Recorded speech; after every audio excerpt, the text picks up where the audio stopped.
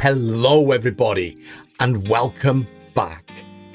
Welcome back to Draft. For the way we like to run RDL seasons, Regulation MA just didn't have a big enough dex of viable mons for us to run a league. But with the mons added in MB, it felt like we could at least attempt to run a season and see how it goes. So here we are. With it having been quite a while since the last Regal season, Evil Chairman Otter has decided this would be a reboot for the league. So, with this being a reboot season for the league, I felt it was finally time to reboot the franchise. The Woobats was something I just kind of threw together prior to my first season. I hadn't played a lot of Pokemon at the time. I didn't really have a play style or an idea of what would fit me as a team identity. So I went with something that represented where I'm from, represented my person, and it kind of stuck, especially as I grew to love Woobat as just a cute little guy that actually fit really well on a logo. I've been looking at updating it for the last couple of seasons though, without much success. I just couldn't come up with something that really fit until the reboot was announced. And that made me sit and really just think about it. What is my playstyle? What has been consistent in my drafts? What mons have I regularly drafted? And there was one thing that stuck out as an answer to all of these. Prankster. So, let me officially introduce you all to Paldea Prankster. I do love how this fits me on a more personal level than the Welsh Woobats did. Every single season of RDL, I've drafted a prankster Pokemon, and I'm pretty sure for the majority of those, it's been my first pick too. The couple of leagues I've taken part in outside of RDL, I don't think I've drafted one, but there were restrictions on those drafts that made it difficult or in some cases even impossible to do. And I started playing Pokemon during Gen 9, so Pokemon was born in Paldea. I should probably get a proper logo made at some point, but I'm actually pretty happy with my work here. So, yep, an introduction out of the way. Let's get to the real reason you're all here. The draft. I came in with a solid strategy. Not a real plan or a pre-thought out draft. I had some ideas of where I wanted to go, but I just wanted what I thought was a good way to maximize my points and build a solid team. And that was pick my Mega last. I really wanted to go in and pick kind of the best supporting cast that I could. Great value, mid and low tier mons that could do a solid job supporting any Mega I wanted. This is similar to things I've tried to do in the last few drafts, but I've always ended up planning and prepping to way too high a degree. And just look at the result, it rarely worked out for me. This though was almost thrown in the trash when I was handed pick number 1. The opportunity to take any Mega on the board. Floette, Gengar, Charizard Y, Frostlass, Delphox, any of the Broken Madness available. until I realized there just isn't much value in any of those picks. Outside of perhaps Gengar and Delphox, but they're both so frail that a sucker punch from just about anything would KO it. And so, with the Paldea Pranksters' very first pick ever, we reverted to type. Whimsicott. 19 points. It's very, very expensive. But I also still believe it's probably the best support one in draft. It's just got so many tools at its disposal that it's hard to prep for beyond kill it with fire and hope it doesn't ruin your day before it dies. It's also somewhat of my draft mascot at this point. I picked it in the first round of 2 previous drafts, and I'm pretty sure one of those was the number 1 or number 2 pick as well. And everyone knows how high I am on this little cotton puff. Whims also perfectly fits this strategy, as there are so many good megas out there that would love that priority speed control and on-course support. Hell, there are so many megas out there that would like that thanks to Fake Tears, Light Screen, all of that. There's not much to say about Whims at this point. It can be a sash hog, but it doesn't have the worst bulk in the world. 60, 85, 75. It can be bulked out to suit a matchup, since you don't need to invest in her offense. She's not really there to do damage. As first pick though, it was quite a while before things came back. So boring. But thanks to the snake draft, I had 2 picks. One absolutely needed to be a bulky fake out mod. The other needed to be a solid mid-tier attacker. So, welcome to the squad, Kangaskhan and Sizzle. Kang is a fake out mon I had my eye on since the tiers were announced. At 7 points, it's incredible value. Being able to fake out ghost types if necessary, being immune to fake out and intimidate itself. But on top of that, it has amazing coverage. A nice speed tier at 90, where it can be made to outspeed some threats, but also with Prankster Tailwind and that coverage, it can go stupid on the offense. I love the bulk, and while it doesn't have pivoting move, it can still be switched in to take a hit, fake something out, and then get the hell out of there.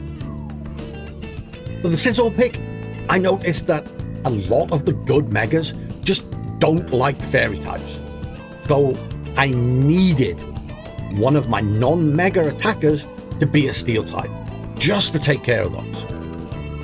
I don't really care about 4 times weakness to fire. Just look at the rest of that type effectiveness.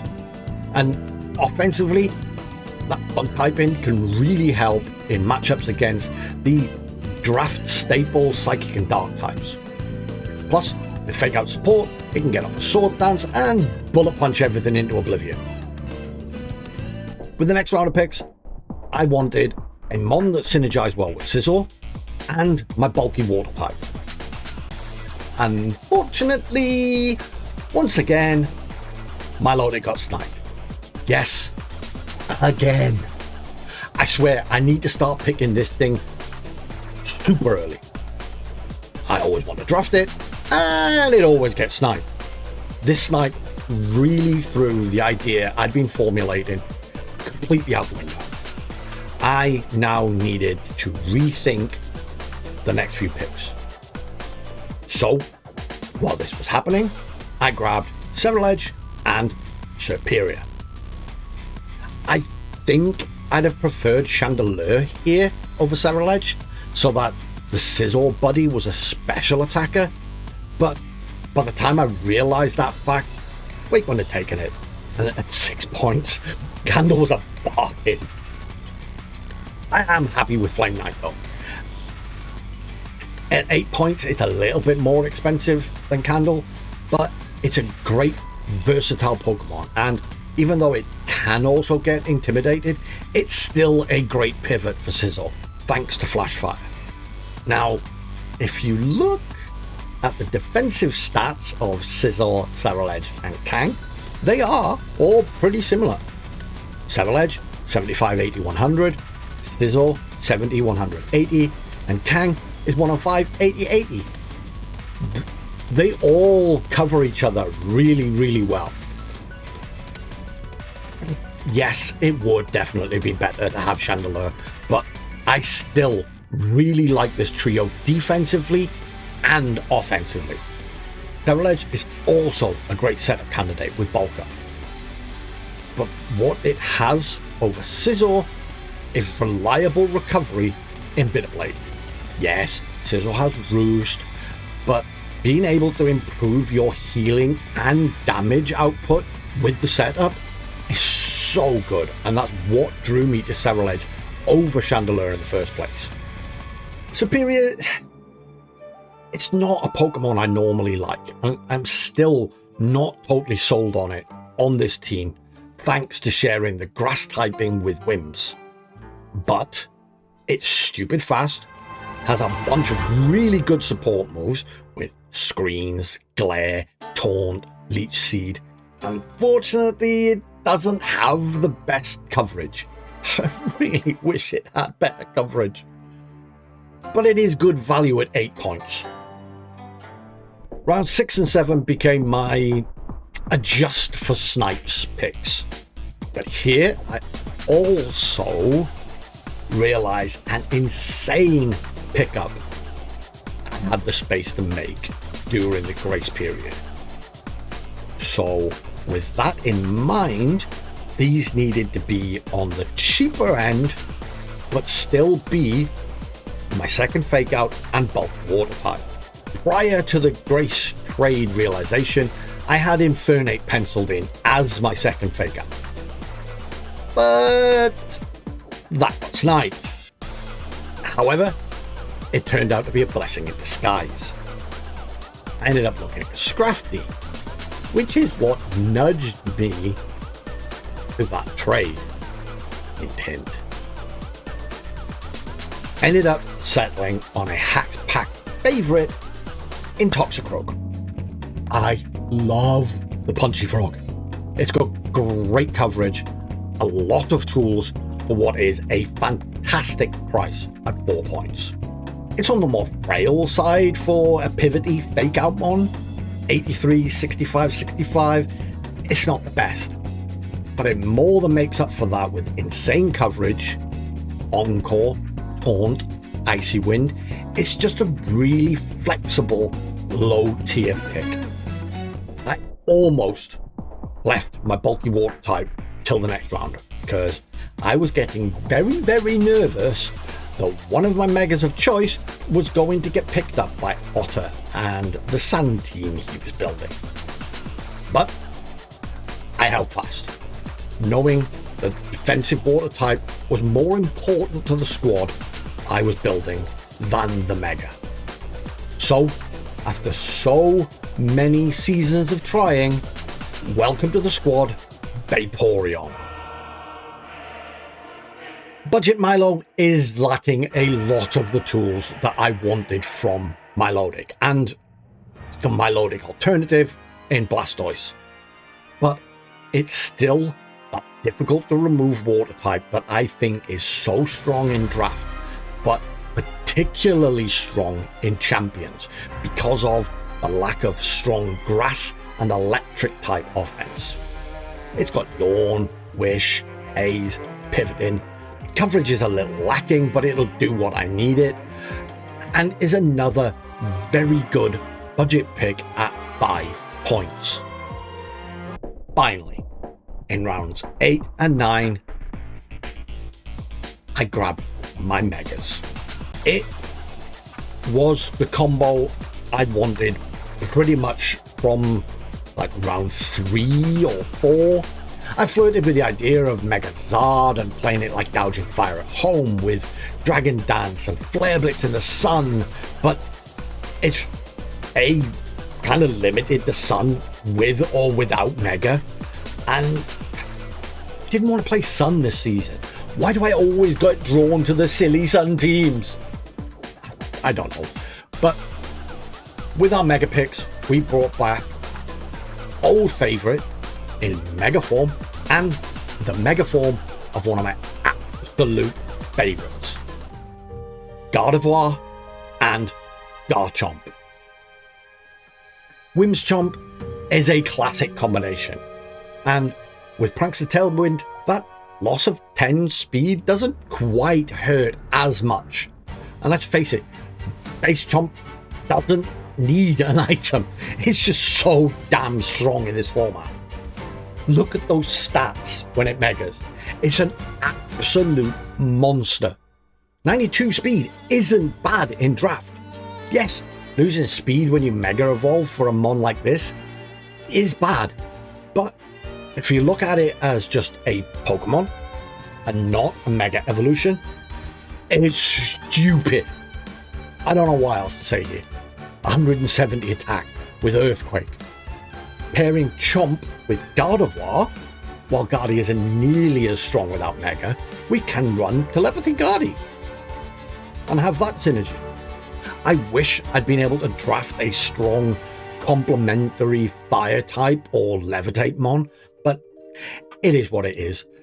With better budget, I'd love to have made that Vaporeon into Rotom Wash, but Mega Guardy is a classic.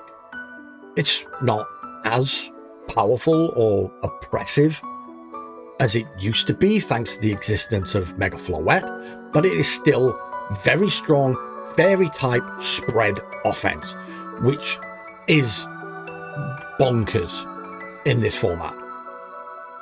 And again, paired with Whimsicott, it can bump out some insane damage. Like I said, it's not as strong as Chomp without Mega. It would love to have an item, but a bulky support Gardevoir is very viable in certain matchups. For example, with Fake Out support, it's a really good Trick Room setup that can be bulked out and happily sit for a few turns next to, say, Several Edge, for example, and chip away with Dazzling Gleam, or heal it up with Life Dew. It still has those support tools. It just loses the ability to run a Scarf or a Citrus Berry, but that can be built around. The final pick of the draft was supposed to be Emolga. I had some crazy text planned with this thing, but as was the norm for this draft, I got sniped. Man, that hurt. I never thought I'd get sniped on a bloody Emolga of all Pokemon. So I had to scramble, and the only mon in the 1 point bracket that offered anything without adding too badly to the existing weaknesses was Altaria. Uberfloof will be a massive help versus weather teams, as well as being a generally bulky support with a great toolbox. As you can tell, I'm not enamored with this pick. It's just not as applicable to this team as Emolga was. But we play the hands we dealt, and I do like Altaria as a Pokemon. I can and will find uses for it. Now, for the big reveal. Excluding the Megas, keeping the cost down on those last few mons was for one reason and one reason only: to pick up the signature Pokemon of one of my brothers in hacks, the demon of the Champions Ladder, King Gambit. So, bye Sizzle, I'm sorry buddy. This thing is utterly insane. Its stats are min-maxed to near perfection. Look at that defensive type profile. 3 weaknesses, 4 types that hit it for neutral damage, and then it's immune or resistant to 11 types. Yes, 11. Madness. Absolute madness. With this thing, it's really going to feel like I have 2 megas every battle. This draft feels a little top heavy for one of my squads. 20 pointer, 19, 17, but when you look into it, it's kind of balanced. 3 high point mons, 3 mid point mons, 4 lower point mons, and 3 of those 4 are on the higher end of what I'd class as low. What this draft does give me is incredible firepower with Gambit, Guardy, and Chomp. Then fantastic support in Wims, Superior, Altaria. Double fake out from Dodgecroak and Kang. And then bulky pivots with Several Edge of Vaporeon. It all works together really well, in my opinion. It's not perfect. I'd have preferred Superior and Wims weren't both grass types, and Altaria wasn't also weak to Fairy, but this is draft. We work with what we can get. If nothing else, this team is going to be so much fun, and this season is going to be so much fun, and I hope you'll stick around and join us for the ride.